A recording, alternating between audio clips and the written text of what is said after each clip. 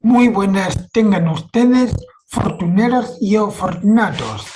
Ya hemos visto que Joseph Ward encontró el retrato de su antepasado, horriblemente idéntico a él, y que también encontró otros documentos que lo iban a ilustrar más sobre las cosas que había hecho él mismo. Así que, sin más que decir, pongan like, comenten, se suscriban y si pueden, súmense con un cafecito. Vamos a ello. Una búsqueda y una invocación. 3.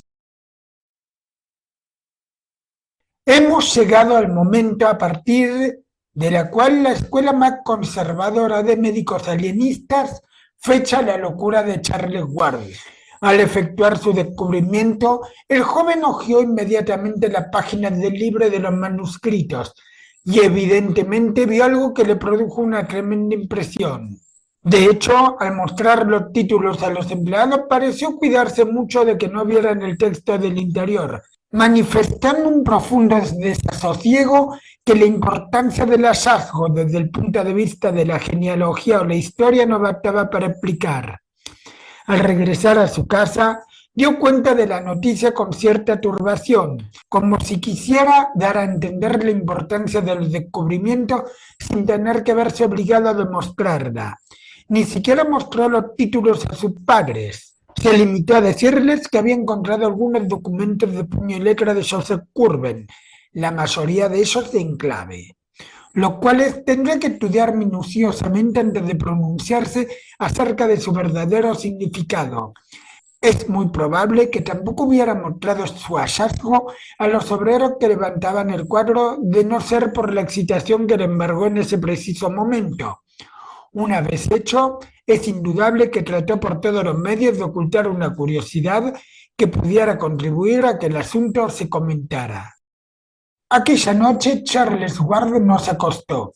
Pasó hora tras hora leyendo los documentos y el libro recién descubiertos, y cuando se hizo de día continuó leyendo. Por petición suya, se le enviaron las comidas a su habitación, y solo salió de esta por unos momentos cuando llegaron los obreros encargados de instalar en su estudio el panel con el retrato. A la noche siguiente durmió vestido, y solo unas pocas horas, en la que interrumpió su enfebrecido descifrar del manuscrito. Por la mañana, su madre le vio trabajando en la copia del documento de Hutchinson, el cual le había mostrado a su hijo con frecuencia, pero en respuesta a sus preguntas, este se limitó a decir que la clave de Curwen no servía para descifrarlo. Esa tarde abandonó su tarea para contemplar fascinado a los obreros que habían venido a instalar el cuadro. Habían colocado estos el panel sobre una chimenea falsa, dotada de un fuego eléctrico que daba la impresión de ser real, encajándolo en un marco que hacía juego con el revestimiento de madera de la habitación. Lo habían cerrado y sujetado a la pared por medio de bisagras, dejando un espacio vacío detrás a modo de alacena. Cuando, una vez terminada su tarea, se marcharon los obreros, el joven se sentó delante del retrato con la mitad de su atención concentrada en el manuscrito y la otra mitad en el cuadro, que parecía devolverle su propia imagen como si de un espejo se tratara. Sus padres, al recordar su conducta durante aquel periodo, proporcionan muchos detalles interesantes acerca del secreto con que Charles envolvía a sus estudios. Delante de los criados, raramente escondía el manuscrito que estuviera estudiando, ya que presumía que la intrincada y arcaica caligrafía de Curwen no podía estar a su alcance. Con sus padres, sin embargo, era más circunspecto, y a menos que el manuscrito en cuestión estuviese en clave o fuera sencillamente una masa de jeroglíficos desconocidos, como el titulado Al que vendrá después, lo tapaba con un papel hasta que el visitante se había marchado. Por la noche cerraba bajo llave los documentos en cuestión, que guardaba en el cajón de una antigua consola, y lo mismo hacía cada vez que abandonaba su estudio. No tardó en volver a su horario y hábitos normales, pero sus largos paseos quedaron interrumpidos. La reanudación de las clases no pareció ser de su agrado, y frecuentemente declaraba su intención de no volver a asistir a ellas.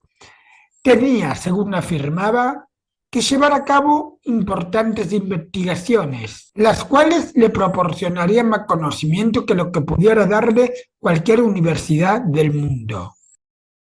Naturalmente, solo alguien que había sido siempre más o menos estudioso, excéntrico y solitario podía seguir aquel rumbo durante muchos días sin llamar la atención. Ward era por naturaleza investigador y eremita, de ahí que sus padres quedaran más apenados que sorprendidos por el sigilo y la reclusión en que ahora vivía.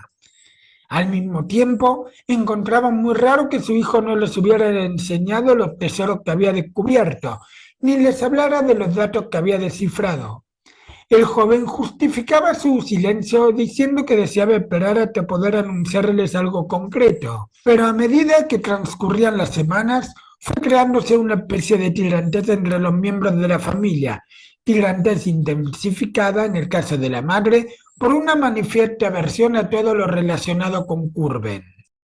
En el mes de octubre, Ward empezó a visitar de nuevo bibliotecas, pero ya no buscaba en ellas las mismas cosas que en épocas anteriores. Lo que ahora parecía interesarle era la brujería y la magia, el ocultismo y la demonología, y cuando las fuentes de Providence resultaban infructuosas, tomaba el tren de Boston y revolvía entre los tesoros de la gran biblioteca de Copley Square, de la biblioteca Guildhall de Harvard o del Centro de Investigaciones de Brooklyn, donde pueden consultarse obras muy raras sobre temas bíblicos. Compraba muchos libros y tuvo que instalar en su estudio nuevas estanterías donde acomodar las obras recién adquiridas. Durante las vacaciones de Navidad efectuó varios viajes a ciudades de los alrededores, entre ellos uno a Salem con el fin de consultar los archivos del Instituto Essex. A mediados de enero de 1920, Ward empezó a mostrar una expresión de triunfo, al mismo tiempo que dejaba de trabajar en el manuscrito cifrado de Hutchinson para dedicarse a una doble actividad de investigaciones químicas y búsqueda en archivos, instalando para las primeras un laboratorio en el ático de su casa y acudiendo para la segunda a todas las fuentes de estadísticas vitales de Providence. Los comerciantes locales especializados en drogas y suministros de tipo científico, posteriormente interrogados, dieron unas listas asombrosamente raras y variadas de las sustancias e instrumentos que compraba, pero los empleados del ayuntamiento de diversas bibliotecas coincidieron en lo concerniente al objetivo concreto de su segundo interés, objetivo que consistía en la búsqueda apasionada y febril de la tumba de Joseph Curwen, de cuya lápide se había borrado prudentemente el nombre. Poco a poco, la familia de Ward fue convenciéndose de que algo anormal ocurría.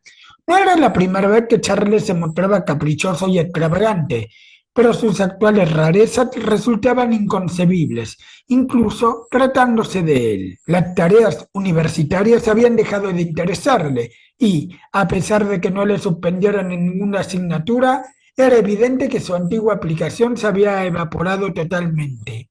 Ahora tenía otras preocupaciones y cuando no se encontraba en su laboratorio con un montón de libros antiguos, principalmente de alquimia, era porque estaba rebuscando en antiguos y polvorientos archivos, o bien enfrascado en la lectura de volúmenes de ciencias ocultas, en su estudio, donde el rostro de Joseph Curwen, portentosamente similar al suyo, le contemplaba desde una de las paredes. A últimos de marzo, Ward añadió a su búsqueda en los archivos una fantástica serie de paseos por los diversos cementerios antiguos de la ciudad. La causa apareció más tarde, cuando se supo a través de los empleados del ayuntamiento que probablemente había encontrado una pista importante. Sus pesquisas le habían permitido averiguar por una coincidencia que la tumba de Joseph Curwen estaba muy próxima a la de un tal Naphtali Field. En efecto, al examinar posteriormente los archivos que Ward había estado consultando, los investigadores encontraron algo que había escapado al deseo de borrar todo recuerdo de Curwen. Una anotación fragmentaria en la cual se afirmaba que el ataúd había sido enterrado 10 pies al sur y 5 pies al oeste de la tumba de Naphtali Field en El hecho de que no se especificara el nombre del cementerio dificultaba grandemente la búsqueda y, por otra parte, la tumba de Naphtali Field parecía tan esquiva como la de Curven, pero en el caso de Field no había existido ninguna eliminación sistemática de datos, por lo que era presumible que su sepultura pudiera ser localizada. Y prueba de que Ward lo creía así son las frecuentes visitas que efectuaba a cementerios, excluidos los congregacionistas, ya que había averiguado que el único Naphtali Field a que podía referirse la anotación, un hombre fallecido en 1729, había sido baptista.